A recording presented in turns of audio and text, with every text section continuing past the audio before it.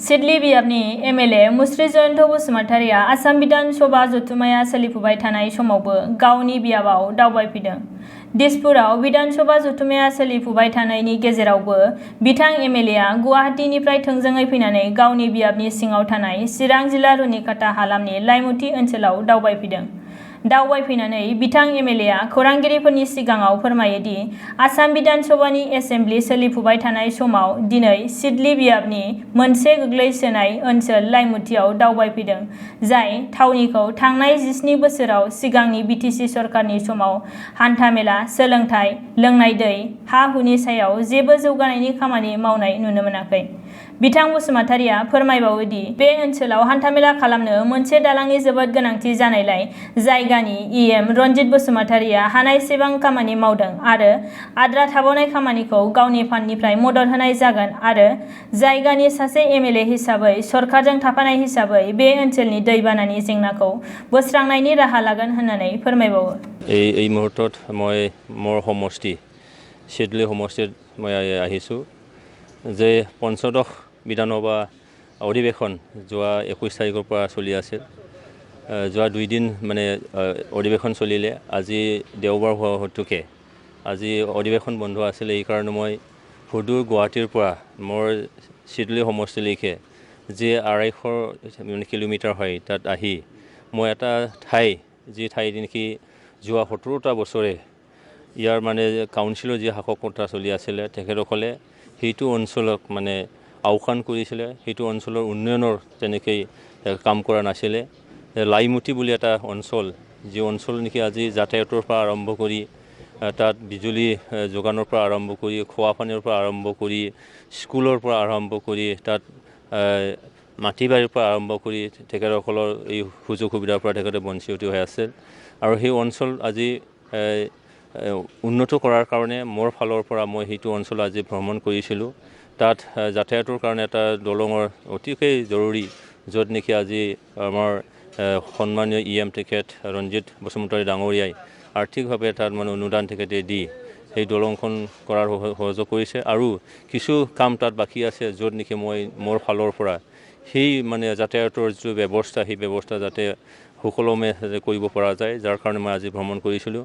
তাত মই দেখিলোঁ যে হয় যোৱা 17টা বছৰে BPFৰ নেতৃত্বত যি চৰকাৰ চলিছিলে সেই চৰকাৰে এনে প্ৰচাৰ চলাই আছিল যে উন্নয়ন হৈছে, ৰাস্তা ঘাট হৈছে, তাত মানে জনসাধাৰণ কোনো তেনেকৈ সমস্যাৰ পৰা তেওঁলোকে পৰিত্ৰাণ পাইছে। কিন্তু যাই দেখিলোঁ যে তাত অৱস্থা একেবাৰে মানে বেয়া, একেবাৰে ত্ৰুটিগ্ৰস্ত। তো সেইকাৰণে মই মোৰ ফালৰ পৰা মোৰ উন্নয়ন যিটো পুঁজি, সেই পুঁজিৰ ফালৰ পৰা সেইটো অঞ্চলৰ যে ব্যৱস্থা সেইটো মই কৰি দিব মই বিচাৰিছোঁ। আৰু আমাৰ চৰকাৰ আঁচনি হিচাপে যেনেকৈ স্বচ্ছ ভাৰতৰ যি ব্যৱস্থা আছে, তাত কোনো পায়খানা দেখিবলৈ পোৱা নগ'ল, তাত খোৱা পানী তাত মানে ব্যৱস্থা মই দেখা নগ'ল।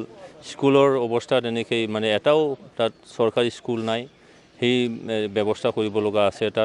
তাত মাটি বাৰীৰ সমস্যা আছে। আজি বনাঞ্চলত বসবাস কৰিছে তেখেতসকল, বনাঞ্চলৰ যি আইন 2006ৰ জৰিয়তে আজি মাটি বাৰী পাব লাগে, সেইখিনি ব্যৱস্থাও বিটিআৰ অঞ্চলত বিটিএডি অঞ্চলত এতিয়া মানে চৰকাৰে কৰি দিয়া নাছিল। সেই গোটেইখিনি কাম আজি কৰিব লগা আছে।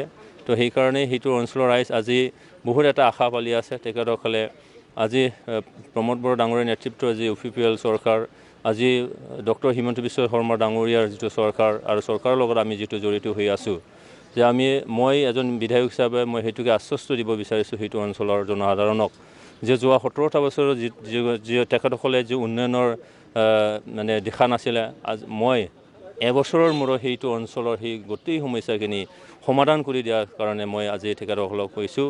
আৰু আপোনালোকৰ মিডিয়াৰ যোগেদি সেইটো মই প্ৰচাৰ চলাব বিচাৰিছোঁ যে সেইটো অঞ্চল যাতে পিছপৰাৰ পৰা যাতে উন্নত হয়, সেইটো মই ব্যৱস্থা কৰিবলৈ মই কৰ্তব্য।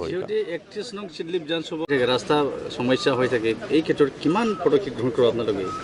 চাওক, সন্মানীয় মুখ্যমন্ত্ৰী তেখেত ডক্টৰ হিমন্ত বিশ্ব শৰ্মা ডাঙৰীয়াই সদনত তেখেতে কৈছে, আৰু তেখেতে শপত গ্ৰহণ লোৱাৰ লগে লগে তেখেতে মিডিয়াৰ যোগেদি কৈছিলে, গোটেই অসমবাসীক তেখেতে আশ্বাস দিছিলে যে অসমখন বানমুক্ত এটা অসম গঢ়িব আৰু অসমখন ভাৰতৰ উন্নত প্ৰদেশ হিচাপে তেখেতে মানে গঠন কৰিব।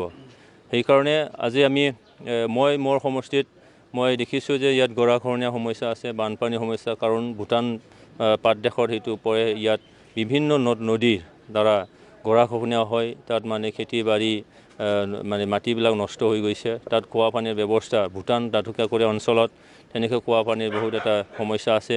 ইয়াত মানে মাটি বাৰীৰ এটা সমস্যা আছে। ইয়াত আৰু আছে যে বিটিআৰ চুক্তি হ'ল, বিটিআৰ চুক্তি হোৱাৰ পিছত ইয়াত মানে যিবিলাক আন্দোলন কৰিছিলে, অস্ত্ৰ আন্দোলন কৰিছিলে NDBৰ কেডাৰসকলক, ইয়াত মানে তেখেতসকলক ৰিহেবিলিটেশ্যনৰ কাম কৰিও দিব লগা আছে। ইয়াত স্কুল কলেজৰ ইয়াত মানে প্ৰায় 99% ইয়াত মানে ভেঞ্চাৰ স্কুলবিলাক হৈ আছে, কলেজবিলাক হৈ আছে, সেইবিলাক কাম কৰিব লগা আছে। তো মই আশাবাদী যে আজি অসম চৰকাৰে ডক্টৰ মানে হিমন্ত বিশ্ব শৰ্মা ডাঙৰীয়াৰ নেতৃত্বত যি এখন চৰকাৰ, যি চৰকাৰ ৰাইজৰ চৰকাৰ হ'ব, আৰু তেখেতৰ নেতৃত্বৰ যি মানে চৰকাৰ, সেই চৰকাৰে ৰাইজৰ উন্নতিৰ কাৰণে, অসমৰ উন্নতিৰ কাৰণে, গোটেই অসমখন ভাৰতৰ উন্নত এটা প্ৰদেশৰ মানে সমানত তেখেতে ল'ব বিচাৰিছে। মই আশাবাদী, আৰু মই মোৰ ফালৰ পৰা, মই MLA হিচাপে মোৰ ফালৰ পৰাও এই সমস্যাৰ আজি ৰাজ্যৰ যিটো সমস্যা, সেই সমস্যাটো দীৰ্ঘদিনীয়া সমস্যাটো আমি এই 1 বছৰ 2 বছৰ বা 5 বছৰৰ মূৰত গোটেই সমস্যাখিনি সমাধান কৰি দিব পাৰিম বুলি মোৰ আশাবাদী।